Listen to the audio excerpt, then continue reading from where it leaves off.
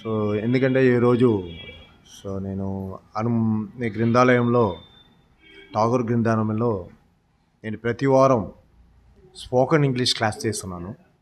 So, spoken English అంటే ఏంటి? So, గ్రామర్‌కి, spoken ఇంగ్లీష్‌కి చాలా డిఫరెన్స్ ఉంది. స్పోకెన్ ఇంగ్లీష్‌లో గ్రామర్ ఎక్కువ రాదండి. 20% గ్రామర్ ఉంటే చాలు. తక్కిందన్నీ మనకి స్పోకెన్ ఇంగ్లీష్ అంటే మనం మామూలుగా తెలుగు ఎలాగ మాట్లాడుకుంటామో, ఇంట్లో ఎలాగ మాట్లాడుకుంటామో, ఫ్రెండ్స్‌తో ఎలా మాట్లాడుకుంటామో, అలాగే మనం ఇంగ్లీష్‌లో కూడా అది ఒక పద్ధతి ఉంది. దానికి ఒక ఫార్ములా ఉంది. అది ఎలాగ మాట్లాడాలి? ఎలాగా ఆ ఫార్ములా యూజ్ చేయాలి? సో, ఎలాగ ఫ్రెండ్స్‌తో మాట్లాడుకోవాలి? నేను కొన్ని పద్ధతులు ప్రతి వారం ఈ ఠాగూర్ గ్రంథాలయంలో వచ్చి చెప్తూ ఉంటా. మీకు ఎవరికి ఇంట్రెస్ట్ ఉందో వచ్చి ఒకసారి చూడండి. సో, ఈరోజు కొన్ని పదాలు మా స్టూడెంట్స్‌కి చెప్తూ వచ్చాననమాట. ఎలాగంటే in and on. So, in ఎలా యూజ్ చేయాలి? ఆన్ ఎలాగ యూజ్ చేయాలి? సో, సపోజ్ ఇన్ అనేది ఆ పదాన్ని ఎక్కడ యూజ్ చేయాలని చెప్తాను నేను. ఇప్పుడు వెహికల్స్‌లో వెళ్ళేటప్పుడు ఇన్ అండ్ ఆన్ ఎలా యూజ్ చేయాలి? సో, వెహికల్స్‌లో వెళ్ళేటప్పుడు మన ఆటోలో వెళ్ళేటప్పుడు ఇన్ యూజ్ చేయాలి. కార్‌లో వెళ్ళేటప్పుడు ఇన్ యూజ్ చేయాలి. ఎందుకంటే ఎక్కడ మన హెడ్డు తగలకుండా ఉంది నిలబడేటప్పుడు తగలకుండా ఉంటే అక్కడ మన ఇన్ యూజ్ చేయాలి. ఇప్పుడు కార్‌లో వెళ్ళేటప్పుడు నిలబడితే తగులుద్దనమాట మన హెడ్డు. కాబట్టి మనం అక్కడ ఇన్ యూజ్ చేయాలి. సో, అలాగే ఇఫ్ యూ గోయింగ్ ఇన్ బస్సులో వెళ్ళేటప్పుడు మనం నడిచి వెళ్ళొచ్చు. కాబట్టి హెడ్ మనకి తగలదు. కాబట్టి అక్కడ మనం ఆన్ అని చెప్పాలి. So, I am on the bus. I am on the aeroplane. I am inside the car. I am inside the auto. ఇదనమాట. ఇట్స్ వెరీ ఈజీగా there is some tricks to how to talk it in English. Spoken ఇంగ్లీష్‌లో కొన్ని పద్ధతులు ఉన్నాయి. So, we can able to use that. If you are using correctly we can able to talk very easily. So, ఇంగ్లీష్లో మాట్లాడాలంటే there is first మీకు భయం ఉండకూడదు.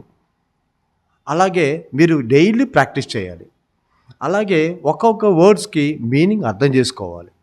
So, అలాగే you have to collect lot of words మీకు తెలియకపోతే ఇంగ్లీష్‌లో మీరు నేర్చుకోలేరు. ఇంగ్లీష్ మాట్లాడలేరు. సో, సపోజ్ ఇప్పుడు మీరు ఒక పేపర్ చదువుతున్నారు. ఆ పేపర్‌లో కొన్ని వర్డ్స్ మీనింగ్ అర్థం కాలేదు. మీరేం చేయాలి? ఇమ్మీడియేట్‌గా ఒక బుక్ తీసుకొని దాంట్లో వర్డ్స్ కలెక్ట్ చేసుకొని దానికి మీనింగ్ రాసుకొని పెట్టుకుంటే నెక్స్ట్ టైం మనం అదే వర్డ్ వచ్చేటప్పుడు మీరు ఈజీగా అర్థం చేసుకోవచ్చు. పేపర్ రీడింగ్ చేయాలి. పక్కన వాళ్ళతో ఇంగ్లీష్ మాట్లాడాలి, సిగ్గుపడకూడదు. తర్వాత ఎవరికి భయపడకూడదు. తర్వాత వచ్చిన వాళ్ళు ఎక్కడికైనా సరే మీ పేరెంట్స్ ఇంగ్లీష్ తెలియకపోయినా మీరు మాట్లాడేయండి. కొట్టుకెళ్ళినా సిగ్గుపడకూడదు. సిగ్గుపడితే మీకు ఇంగ్లీష్ రాదు. That is the main thing. So, there is some words, there is some formula, there is some thing to how to talk it in English means we have to collect some these kinds of formula. This is the steps we have to follow that. So, idani once again I want to thanks to the Ammai News Express channel. So వాళ్ళు చాలా సార్లు నా interview అని తీశారు. So very much interested to దీని ద్వారా నేను చాలా వరకు మీకు నేర్పిస్తాను. మీరు నేర్చుకోండి, ఈ ఛానల్ చూడండి, ఈ ఛానల్ సబ్స్క్రైబ్ చేయండి. దీని ద్వారా నేను మీకు ఇంగ్లీష్ ఎలాగ మాట్లాడాలని మీకు నేర్పిస్తూ ఉంటా. అమ్మా ఛానల్ మీరు ఎప్పుడు సబ్స్క్రైబ్ చేస్తుంటే, మీరు వాచ్ చేస్తుంటే దాంట్లో ఇంగ్లీష్ ఎలాగ ఈజీగా మీరు మాట్లాడాలని నేను దీని ద్వారా మీకు నేర్పిస్తాను. ఓకేనా? Thank you very much. Welcome to Amma news express channel. So I'm Dev sir. So today నేను అందరు బాగున్నారా మీరు? How are you? I think so you are very happy I suppose. Okay, right.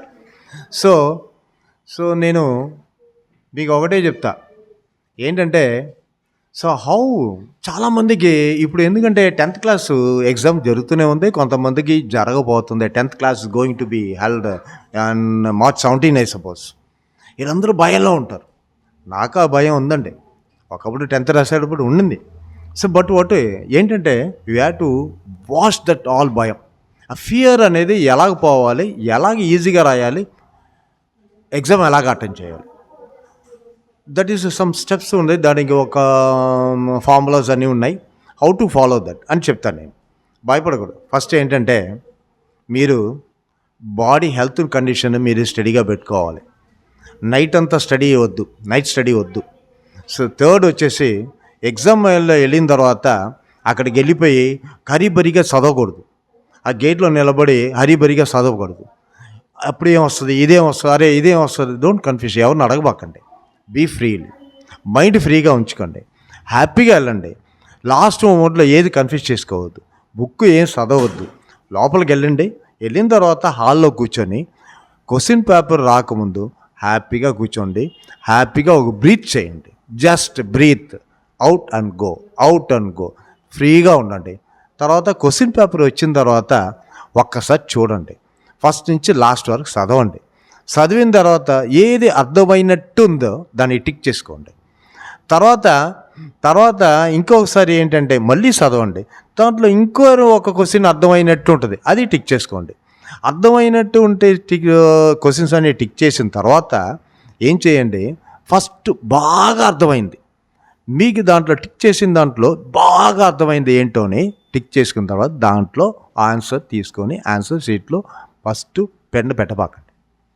ఎందుకంటే అది బాగా కలెక్ట్ చేసుకోండి, మీ మైండ్లో కలెక్ట్ చేసుకోండి.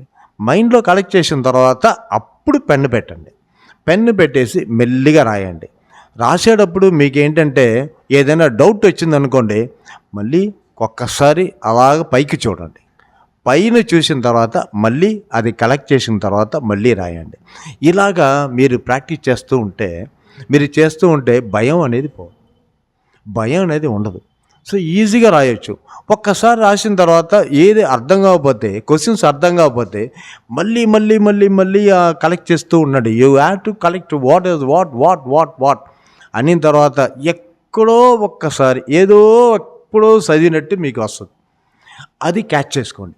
అది క్యాచ్ చేసుకొని మెల్లిగా ఆన్సర్ రాయండి. తర్వాత అన్నీ రాసిన తర్వాత వన్స్ అగైన్ మీరు రాసింది కరెక్టా కాదా అనేసి ఒకసారి రివిజన్ చేసుకోండి. Revision is most very very important in your exam hall. ఆ రివిజన్ చేసుకుంటే మీరు ఏం తప్పు చేశారు, స్పెల్లింగ్ మిస్టేక్ చేశారా, 1కి 2 రాశారా, 2కి 1 రాశారా అనేది మీకు అర్థమైపోద్ది. అప్పుడు మళ్ళీ మీరు కరెక్షన్ చేసుకోవచ్చు. సో ఫస్ట్ ఆఫ్ ఆల్ మీరు ఏం చేయాలంటే ఆన్సర్ పేపర్ చేసేటప్పుడు ఆన్సర్ మటుకు మీకు బాగా అర్థమైంది, బాగా రాయగలిగింది మటుకు మీరు రాయాలి. అంతేగాని ఫస్ట్ క్వశ్చన్ సెకండ్ క్వశ్చన్ వరుసగా రాయబాకండి. మీకు బాగా అర్థమైంది. Presentation is most important while writing. Presentation అంటే ఏంటంటే ఒక పేపర్లో ఆన్సర్ షీట్లో మీరు ఏం చేయాలంటే మీ పేరు, మీ హాల్ టికెట్ నంబరు ఇదన్నీ వరుసగా రాయాలి. చాలా ఒక ఫ్రేమ్లో ఎలాగుంటుంది, ఇలాగుంటుంది స్క్వైర్లో. అలా స్క్వైర్ లాగా మీరు గీత కొట్టాలి. గీత కొట్టిన తర్వాత ఒక్కొక్క క్వశ్చన్కి ఒక్కొక్క ఆన్సర్కి మధ్యలో గీత ఉండాలి. ఇదన్నీ చక్కగా రాస్తే ప్రజెంటేషన్ బాగుంటుంది. హ్యాండ్ రైటింగ్ నీట్గా ఉండాలి. తర్వాత మెయిన్ ఏంటంటే time management. Time 3.5 hours 2.5 hours అనుకోండి. మనం ఎన్ని క్వశ్చన్లు అనేసి చూసి దానికి తగ్గినట్టు ఫాస్ట్గా రాయటం మొదలుపెట్టండి. ఎందుకంటే టైం మేనేజ్మెంట్ మీరు ఒకే క్వశ్చన్ మీద మీరు ఏంట్రా అర్థం కాలేదు కూర్చున్నారనుకో, సెకండ్ క్వశ్చన్ పోద్ది. మరి టైం ఉండదు, వచ్చేసి ఇన్విజిలేటర్ వచ్చేసి లాక్కెళ్ళిపోతారు పేపర్. మరి 4 క్వశ్చన్ 4-5 ఆన్సర్లు రాయవలసింది మీరు 2 క్వశ్చన్ రాసేసి వెళ్ళిపోతారు. So you lose the mark. సరే మీకు అర్థం కాలేదనుకోండి, నెక్స్ట్ క్వశ్చన్కి వెళ్ళిపోండి. నెక్స్ట్ క్వశ్చన్ రాయండి. రాసిన తర్వాత లాస్ట్లో మీకు టైం ఉంటే ఆ క్వశ్చన్ కూడా రాసేసి వెళ్ళిపోండి. ఏ క్వశ్చన్ వదలొద్దు. Don't skip any question. White పేపర్గా ఖాళీగా ఇవ్వద్దు. అన్ని క్వశ్చన్స్ రాయండి. అన్ని క్వశ్చన్, తెలిసిన క్వశ్చన్, తెలియపోయిన క్వశ్చన్ అన్నీ రాయండి. You will get some out marks. Understand? This is the first thing. Then again next week I చెప్తాను ఎలా రాయాలి ఏంటి కూడా చెప్తాను. దానికి ఒక ఫార్ములా ఉంది, అది కూడా చెప్తాను మీకు. Don't worry. So I'm happy. Hi, congratulation all the student. Write happily, go for the hall very happily. Don't scare, don't fear. You will be right, you will be success definitely. Think always positive. Don't think about the negative. ఎవరు చెప్పింది ఏం వినబాకండి. మీకు ఏం తెలుసో పేపర్లో పెట్టండి, పేపర్లో రాయండి. అంతవరకే. Congratulation student.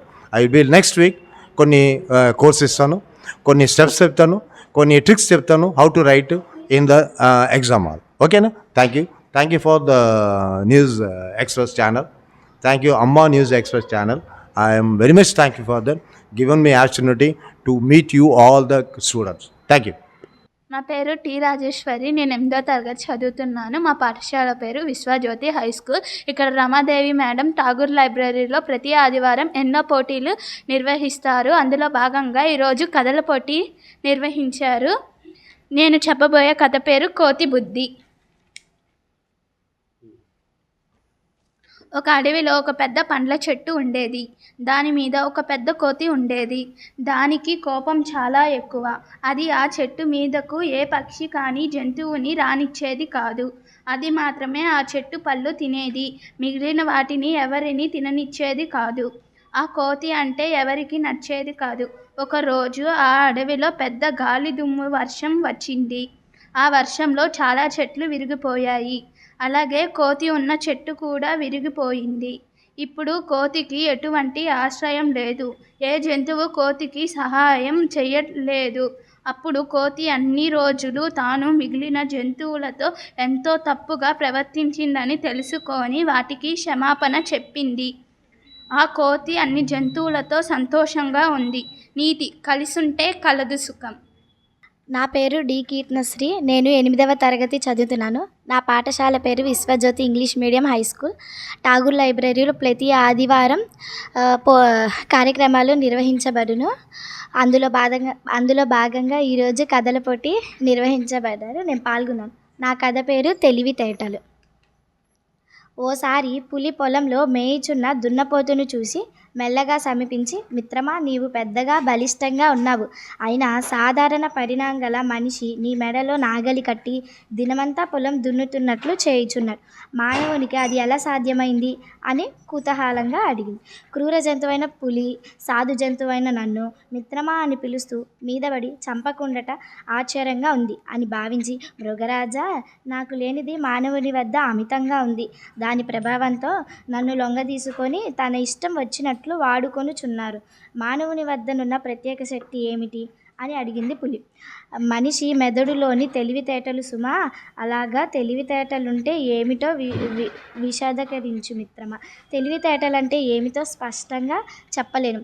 అయితే తెలివితేటలు మనిషికి అద్భుత శక్తిని ఆ శక్తితో జంతువులు లొంగదీస్తాడని చెప్పగా విన్నాను అని చెప్పింది దున్నపోతు. మిత్రమా, నేను తెలివితేటలను ఎలా తెచ్చుకోగలను? అది సాధ్యమేనా?